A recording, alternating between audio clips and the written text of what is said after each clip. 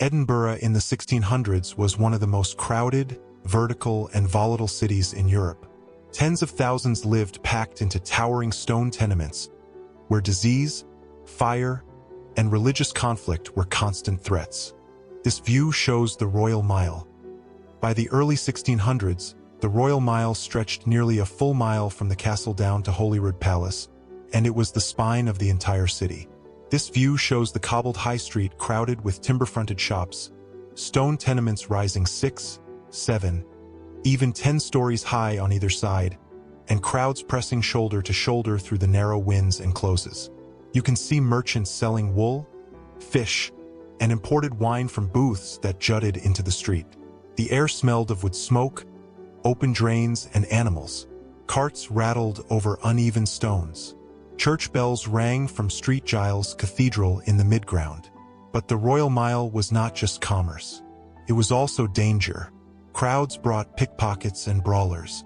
The tall tenements, built so close they nearly touched overhead, turned the street into a canyon of shadow where fires spread fast and disease lingered. In 1645, plague swept through Edinburgh, killing thousands, and the mile became a corridor of infected homes marked with red crosses. Soldiers patrolled during times of unrest, especially after the National Covenant was signed in 1638, igniting religious war across Scotland. The Royal Mile mattered because it connected royal power at the castle to political authority at Parliament and religious authority at St Giles. Every coronation procession, public execution, and riot passed along this single street. By the late 1600s, much of the older timber was replaced with stone after repeated fires, and the street became even more imposing. Remarkably, this is a street you can still walk today. The Royal Mile survives, though the tenements are now museums, shops, and hotels. This view shows Edinburgh Castle perched on its volcanic rock, dominating the skyline. By the 1600s, the castle was already ancient. A fortress, a royal residence, and a military stronghold all at once. You can see its thick stone walls, the half-moon battery jutting outward, and cannons trained over the city below. Inside, soldiers drilled in the courtyard. The crown jewels of Scotland were locked in vaults. The wind was constant up here, cold and sharp even in summer. But the castle was not just defense. It was also a prison. During the English Civil War and the Wars of the Three Kingdoms, prisoners, royalists, Covenanters, captured soldiers were held in dark cells beneath the battlements. Conditions were brutal. Men froze in winter, starved, or died of fever. In 1650, Oliver Cromwell's forces besieged the castle, bombarding it with artillery. The garrison held out for months before surrendering. The castle mattered because it symbolized Scotland's independence and military strength. Whoever controlled the castle controlled the capital. By the end of the century, it was reinforced again, its defenses modernized with new gun emplacements. Today, Edinburgh Castle is Scotland's most visited historic site. The rock, the walls, and the crown jewels remain. This view shows the Grassmarket. By the mid-1600s, the Grassmarket lay just below the castle rock, a wide open space surrounded by tall tenements and coaching inns. This view shows market stalls selling grain, livestock, wool, and leather. You can see farmers driving cattle into pens, traders haggling over sacks of oats, and travelers arriving by coach from the south. The ground was trampled mud and straw. The noise was constant. Animals, carts, shouting, the clang of blacksmiths working nearby. But the Grassmarket was also execution ground. A permanent gallows stood at the east end, visible from every window. By the 1680s, during the killing time, Covenanters who refused to accept royal authority over the church were hanged here in front of crowds. Bodies were left hanging as warnings. The smell of death mixed with the market smells. Rain turned the square into a muddy bog. The Grassmarket mattered because it was Edinburgh's economic heart, the place where goods from the countryside entered the city. It was also a stage for public justice and terror. By the early 1700s, executions moved elsewhere, and the Grassmarket became purely commercial again. Today, the Grassmarket is a lively square of pubs and shops. The gallows site is marked with a memorial cross. This view shows St Giles Cathedral rising above the high street, its stone-crowned spire silhouetted against the sky. By the 1600s, St Giles was the religious center of Edinburgh and the center of fierce conflict. Inside, you can see wooden pews, stone pillars, and light filtering through narrow windows. The air smelled of damp stone and old wood. Preachers shouted from the pulpit. Crowds packed in for Sunday sermons. But St Giles was also battleground. In 1637, when King Charles I tried to impose Anglican rituals on Scotland, a woman named Jenny Geddes famously threw a stool at the minister during service, sparking riots. The National Covenant was signed the following year, and Scotland plunged into decades of religious war.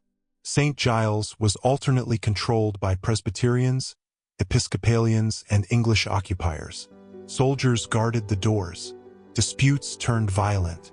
St Giles mattered because it was where Scotland's soul was contested, between monarchy and congregation, England and Scotland, tradition and reform.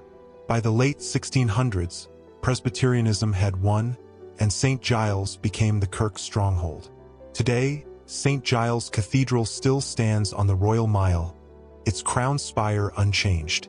You can visit the Covenant Memorial inside. By the 1600s, the Canongate stretched from Holyrood Palace up toward the High Street, a separate burgh with its own laws and character. This view shows stone houses, narrow wynds, and the spire of the Canongate Kirk. You can see nobles walking to court at Holyrood, craftsmen working in open-fronted shops, and beggars sitting in doorways. The streets smelled of horses, brewing, and open fires. Dogs wandered freely, but the Canongate was also refuge and danger. Debtors fled here to escape arrest, protected by sanctuary laws tied to Holyrood Abbey. Criminals hid in the wynds. During the plague years, infected households were sealed shut, and watchmen guarded the doors to prevent escape. In 1650, Cromwell's army occupied the area, turning homes into barracks. The Canongate mattered because it was the final approach to royal power, the street where kings and queens entered Edinburgh. It was also a place where law bent and survival required cunning. By the late 1600s, the area grew poorer as the court spent more time in London. Today, the Canongate is part of the Royal Mile, home to the Scottish Parliament building. The old kirk and tollbooth survive. This view shows Holyrood Palace at the foot of the Royal Mile, its towers and courtyards framed by the green slope of Arthur's Seat. By the 1600s, Holyrood was the official residence of Scotland's monarchs, though they visited less often as union with England drew closer. You can see stone walls, tall windows, and guards at the gates. Inside, tapestries hung in staterooms. Fires crackled in massive hearths. But Holyrood was also haunted by violence. In 1566, Mary Queen of Scots' Secretary David Rizzio was dragged from her chambers and stabbed to death in front of her. A century later, during the English occupation, Cromwell's soldiers ransacked the palace. Furniture was stolen, walls defaced, and the royal apartments left empty. Holyrood mattered because it represented Scottish sovereignty, a physical reminder that Scotland had its own crown, its own history, separate from England.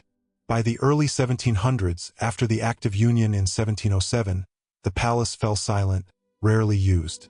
Today, Holyrood Palace is the British monarch's official residence in Scotland. The ruins of the old abbey stand beside it. By the mid-1600s, the Cowgate ran parallel to the Royal Mile, deep in the valley below, dark and narrow. This view shows tenements towering overhead, their upper floors nearly touching, blocking out sunlight. You can see taverns, workshops, and the entrances to underground vaults. The air was thick with smoke and sewage. Water dripped from stone. The street was loud with carts, hammering, shouting, and the cries of children. But the Cowgate was also where the poor lived. Overcrowding bred disease. Fires tore through the wooden interiors. Crime was common, knifings, robberies, drunken brawls. During the plague, the Cowgate was hardest hit, and bodies were carried out nightly. Watchmen patrolled with clubs and lanterns, but the winds were too many and too dark. The Cowgate mattered because it was the underside of Edinburgh's wealth, the place where the laborers, servants, and outcasts who built the city's prosperity lived and died. By the 1700s, conditions worsened as the rich moved to the new town. Today, the Cowgate is lined with bars and nightclubs. The vaults beneath are tourist attractions, said to be haunted.